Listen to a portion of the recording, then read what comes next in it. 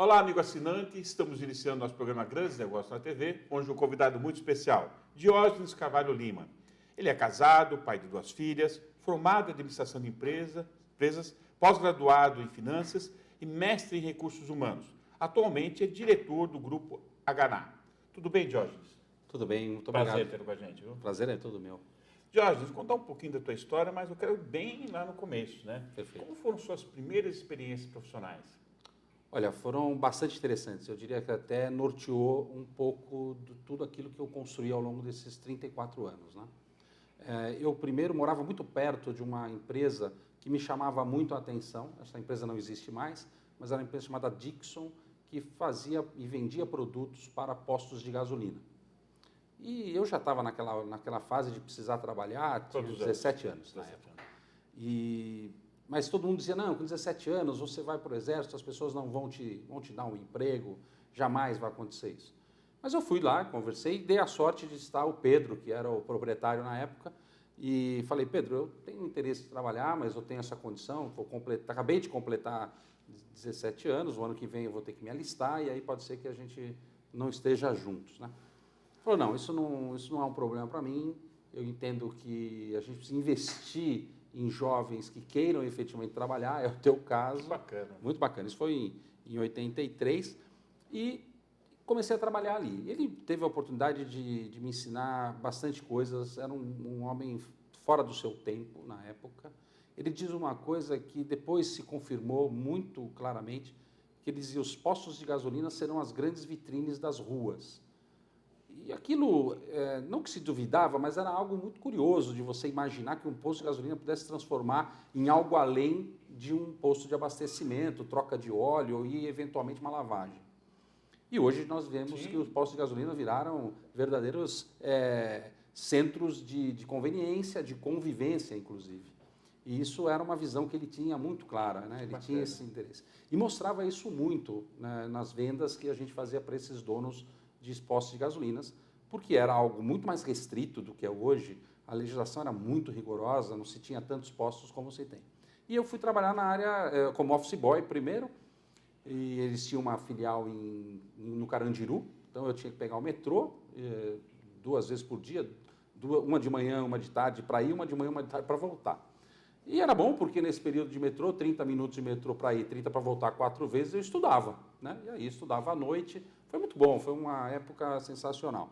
E ali eu aprendi alguns valores de se trabalhar, porque, primeiro, de ver um jovem, ele era jovem, apesar de já ter casado, ter alguns filhos, mas eram jovens pequenos, de perceber o quanto ele estava disposto a fazer daquela empresa ser uma empresa grande, né? Até no próprio nome, essa coisa de Dixon, uma empresa com sonoridade, com uma linguagem americana, porque era o mote da época e tudo mais.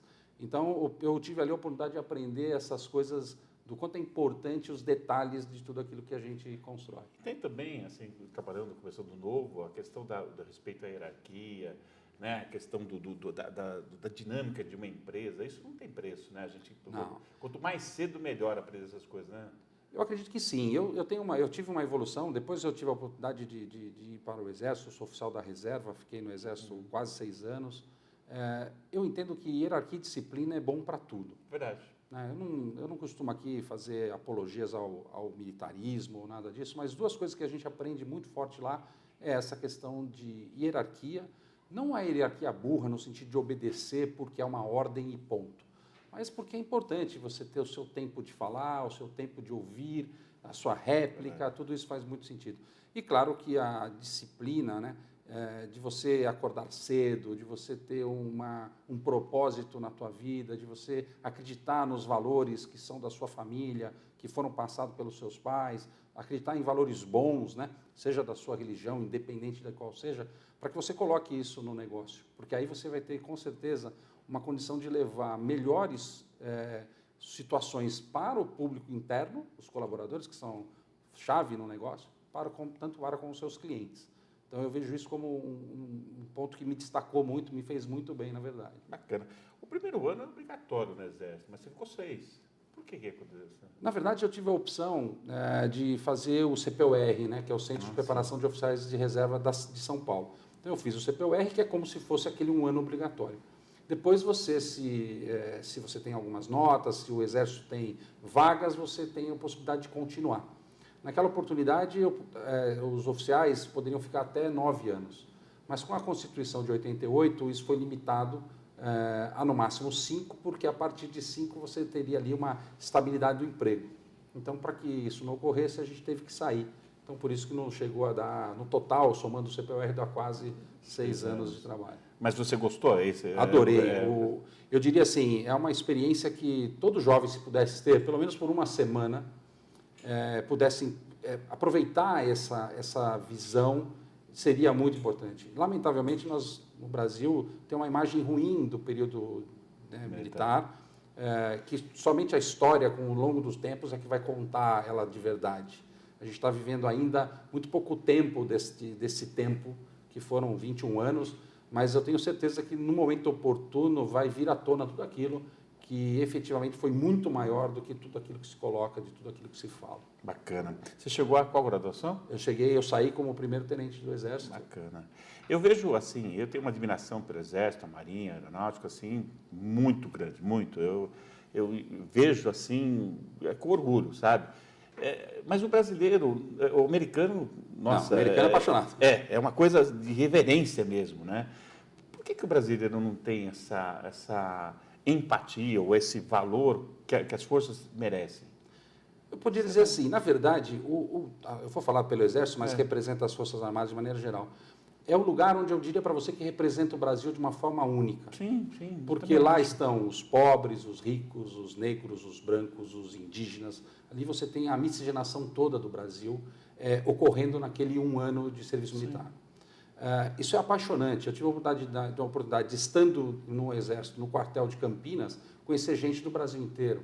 Sotaques diferentes, culinária diferente, cultura diferente. Essa diversidade é algo que a gente não vê em qualquer outro lugar. Além disso, você tem lá um espírito de corpo, que não é um espírito de corpo corporativista, onde quer defender a todo custo a causa do militarismo ou militar, não. Ali você tem um espírito de corpo de união, no sentido de que um pode ajudar o outro a qualquer momento, né? Isso é muito diferente de, por exemplo, da escola, que tem, mas não é igual, das corporações, que tem, mas não é igual, né? A competição no Exército é uma competição saudável, porque você, inclusive, para fazer uma prova, você não cola porque o teu colega não permite que você cole. Porque a diferença entre seu primeiro e seu 10º pode ser a escolha que você poderia ir para Manaus ou para Fortaleza. Então, tudo isso tem uma regra que é muito, muito tranquila e muito simples. Eu acho que, na verdade, o que tem, talvez seja essa coisa, do primeiro, do serviço ser obrigatório. Então, tudo que é obrigatório te traz um certo mal-estar. Depois tem, evidente, porque em todas as organizações existem pessoas, aí tem aquela brincadeira na fila, que já começa quando as pessoas estão ali fazendo a comissão de seleção, então já está pedindo ali para o ainda civil, que está prestando o alistamento militar, para que ele recolha as bitucas de cigarro na rua, para que ele varra alguma coisa, muitas vezes faz ele ficar de pé desnecessariamente. Então tem alguns erros que fazem as pessoas tomar uma certa antipatia. Mas eu diria assim, sem medo de errar, que a maioria de quem serviu seguramente tem um orgulho muito grande de ter feito isso. Bacana. Eu não tive essa honra, por motivos outros, mas o que eu te falo é o meu respeito, a minha admiração pelas Forças Armadas é uma coisa muito grande. Eu, quando vejo qualquer destacamento, para mim, chega até a emocionar pela representação daquilo. A questão da soberania, a questão da proteção, ou seja, tantos... É verdade. Né? É um negócio bacana. Eu diria que isso se perdeu ao longo de um tempo, o que é lamentável. Por exemplo, e aqui não é saudosismo e muito menos uma coisa de querer voltar no passado porque era melhor, absolutamente. Mas, por exemplo, a gente aprendia educação moral e cívica, organização social e política brasileira, na universidade você estudava estudo dos problemas brasileiros, né? Isso tudo se perdeu do dia a dia. Talvez hoje os jovens não saibam quais são os símbolos nacionais, né? O selo, a bandeira, o hino, tudo isso que faz uma nação ser pertencente às suas origens. Patriotismo, né? Exatamente. E no caso do Exército Brasileiro, de forma geral, ele sempre foi um exército pró-povo. Eu sempre digo isso, porque nós não vimos o Exército agredindo a população de maneira geral. Se houve um excesso ou outro, e a gente reconhece que houve, não foi com todos né? Não é o que a gente está vendo e vê em outros países, independente da ideologia, mas todos os países que tiveram uma ditadura, realmente o povo sofria muito. Né? Sofria a pressão, a opressão, inclusive, do próprio estadista. Isso não ocorreu no Brasil de maneira geral. Então, eu acho que passa um pouco por essa falta de entendimento do que é ser brasileiro, do que é ter civismo, do que é entender as coisas para viver em comunidade e tudo mais. Bacana. Bom, vamos falar para o mundo corporativo agora. Você tem um currículo fantástico, passou por várias instituições importantes, o Grupo TIC, GR Restaurantes, Sodexo, né? Sodexo, né? Sodexo, a pronúncia é essa. Como é que foram essas experiências? Foi muito boa. Eu diria que a minha primeira contato com o mundo corporativo foi lá na Dixon. Eu aprendi algumas coisas muito legais, depois o Exército me tornou um profissional mais qualificado. E quando eu vim para a iniciativa privada, eu comecei na Ticket, que era Ticket Restaurantes, na época, a parte de gestão de restaurantes. Eu não era da parte mais rica, que são os vouchers, né? E mais conhecida, inclusive.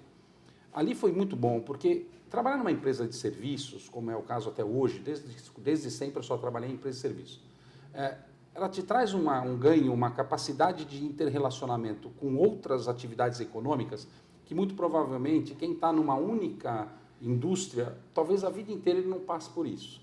Então, por exemplo, eu tinha que prestar serviços, e aqui em Guarulhos prestei em alguns lugares, prestei serviço na Ideal Tintas, não existe mais, mas ela era aqui. Eu prestei serviços aqui em Guarulhos na Renner, Tintas Renner do Pão, que agora é uma outra marca que fica ali em Bom Sucesso. Então, eu fiz muito trabalho em várias empresas aqui, e que eram empresas de setores diferentes. Eu, coincidentemente, falei de 2 da área química, mas vários outros segmentos. Então, você conhecia as atividades econômicas no seu dia a dia, com seus problemas, as suas vantagens. A gente conseguia antecipar o clima e a temperatura de certas coisas, porque muitas vezes no mesmo dia eu fazia uma supervisão numa indústria química, numa indústria de serviços e por exemplo, numa automobilística. E aí você percebia, inclusive, até o ânimo dessas pessoas, né? Porque a gente prestava serviço de alimentação.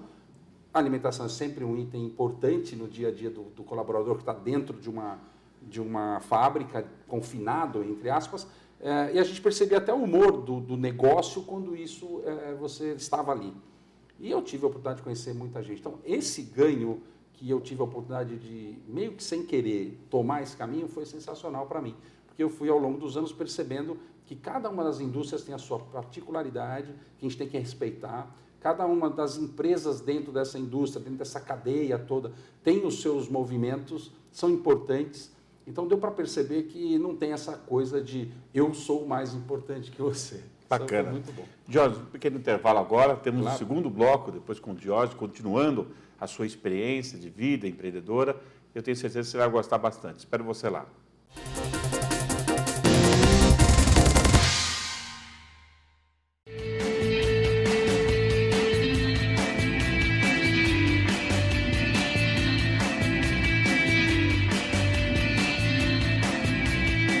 Restaurante Bar do Tadeu, Rua Bueno Brandão 87, telefone 2402-3023.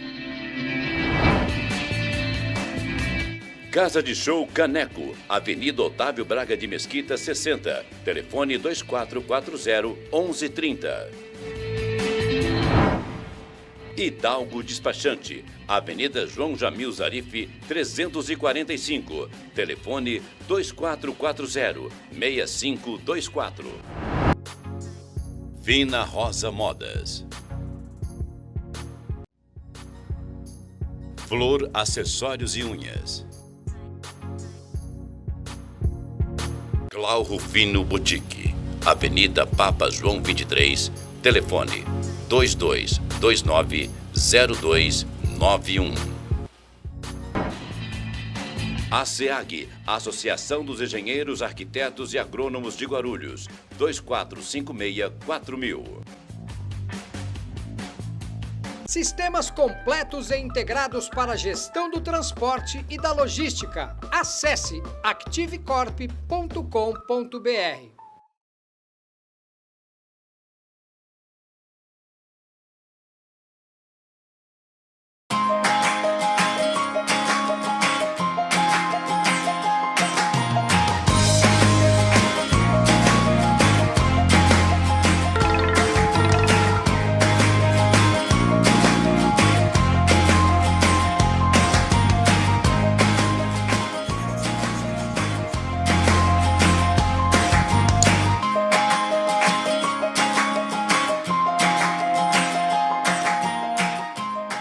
Sistemas completos e integrados para a gestão do transporte e da logística. Acesse activecorp.com.br.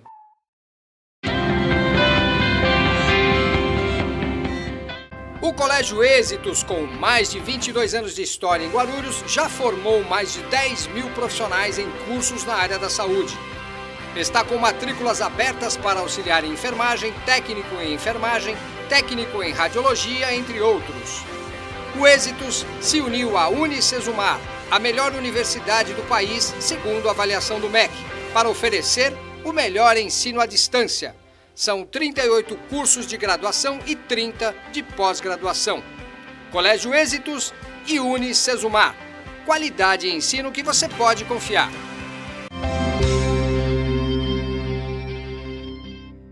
Na hora de transferir ou licenciar o seu carro, vá direto a Hidalgo Despachantes, sempre com a tradição de atender bem. A Hidalgo Despachantes conta com uma equipe capacitada para dar agilidade à sua documentação. Hidalgo Despachantes, Avenida João Jamil Zarif 354, próxima à Praça 8 Taboão. Telefone 2440-6425.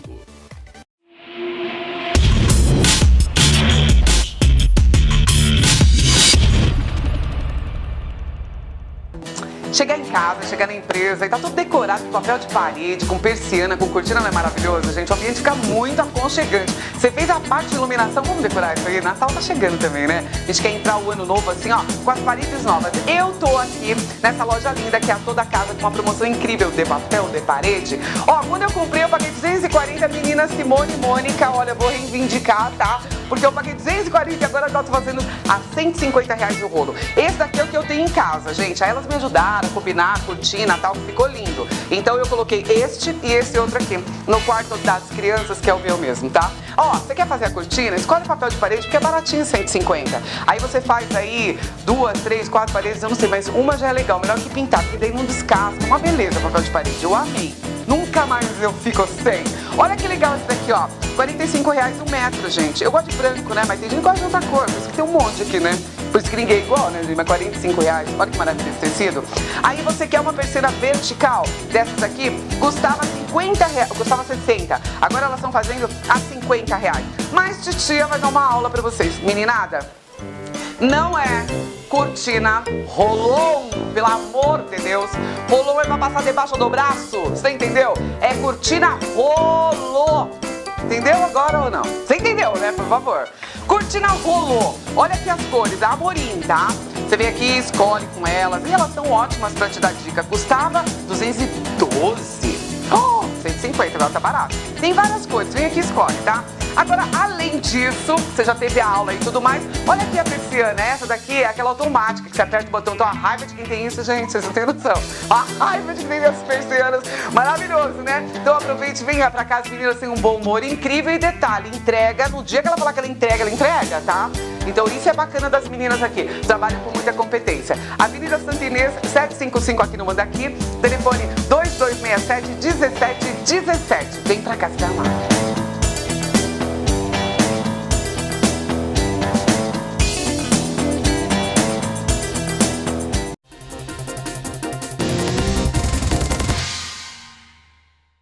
De volta com o nosso programa Grandes Negócios na TV. Hoje nosso entrevistado Diógenes Carvalho Lima contou um pouquinho a sua experiência desde aquela primeira experiência profissional que foi a base, né, da sua vida, depois a experiência fantástica no Exército, que certamente foi assim fantástica também, porque eu gostaria de ter serviço no Exército Brasileiro, infelizmente não tive essa condição. É uma instituição que eu tenho assim um fascínio muito grande, uma admiração muito grande por tudo que representa, e isso foi também outra base importante para ser o profissional que ele é hoje, bastante importante no mercado. E você, depois de toda essa experiência, você chegou ao Grupo Ganá, que é um grupo muito forte de prestação de serviço. Exato. Conta um pouquinho como é que foi essa aproximação. Foi muito interessante. Eu tinha voltado, durante esse tempo todo de alimentação, depois que eu saí do Exército, eu fiquei muito na área comercial e operacional. Depois fiquei 10 anos sendo diretor de compras. E a empresa GRSA, que é uma empresa inglesa do Grupo Compass, ela estava com uma necessidade de fazer de novo um crescimento na área educacional e saúde. E aí eu fui para essa empresa, né, regressei a essa empresa e tive a oportunidade de fazer bons trabalhos lá. E num determinado momento fui convidado a participar de um processo de seleção. Naquele primeiro momento não tinha sido dito qual seria a empresa, né? E ok, participei, foi um processo muito bem feito, muito bem conduzido, foi conduzido por uma empresa de contratação de profissionais, foi um negócio fora de série. E aí no final me contaram, olha, a empresa é a Haganá, uma empresa de segurança. Eu falei, olha, apesar de eu não estar no segmento de segurança, é uma empresa que eu conheço muito, porque eu sempre morei em prédios, e eu sei da importância desta empresa para esses prédios que se faz o serviço.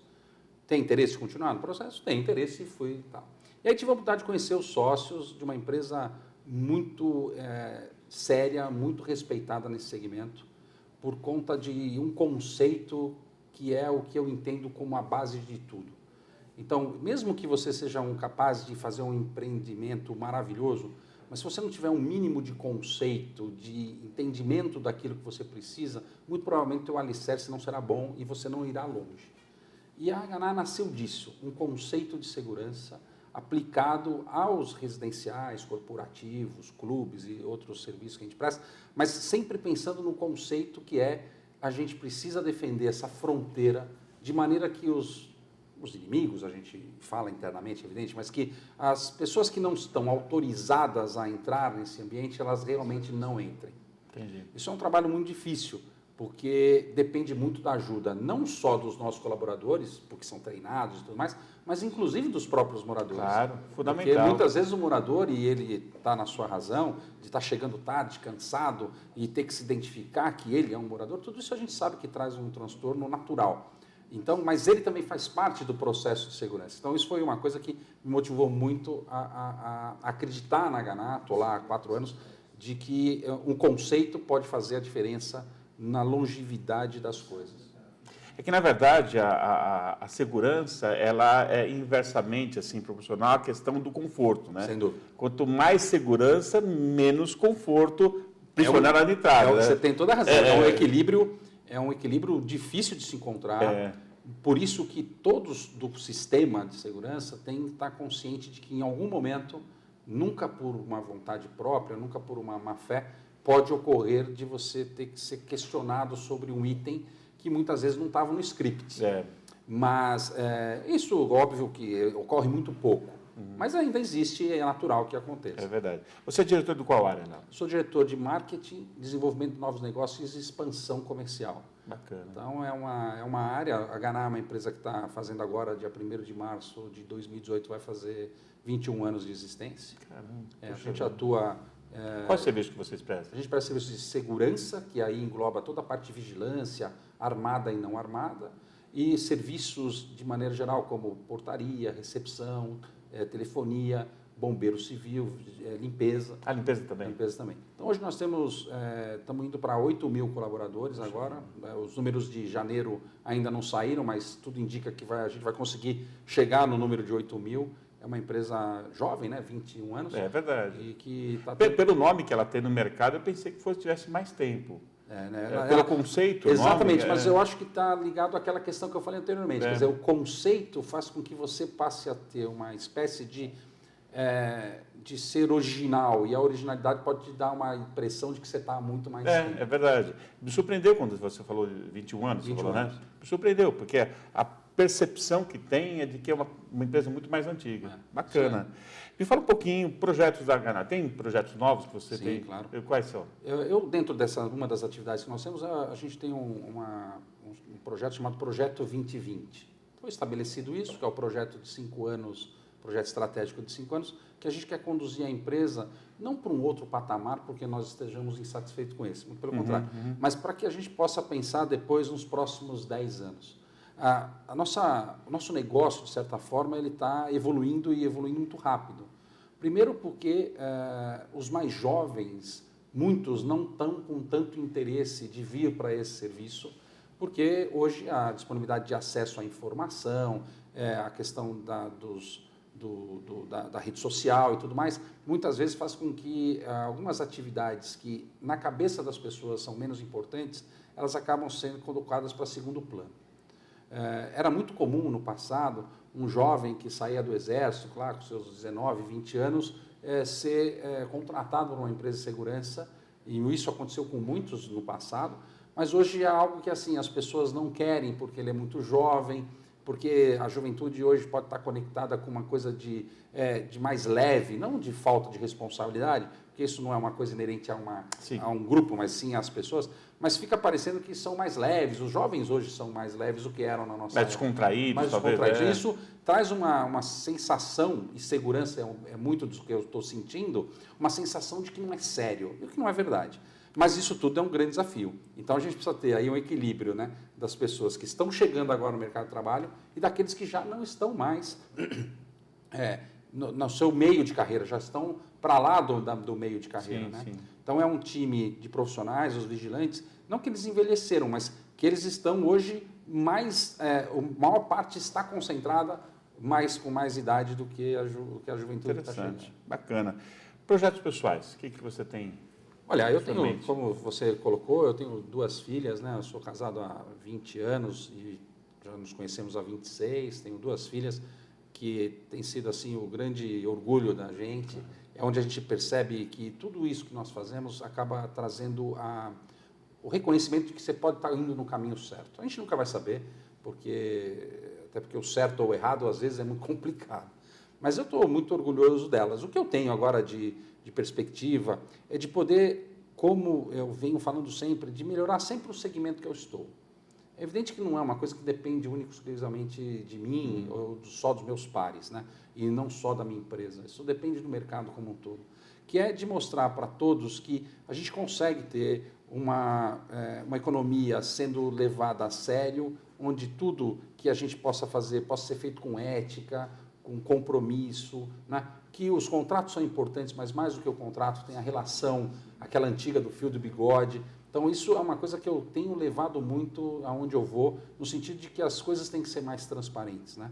E isso até faz bem para os negócios, porque tem uma estatística muito clara de que a corrupção traz aumento dos custos, né? Então, países onde a corrupção é baixa ou não existem, como os países nórdicos, né, Noruega, Dinamarca, as pessoas absolutamente não têm caixa em alguns supermercados e isso gera uma redução de custos. Sim.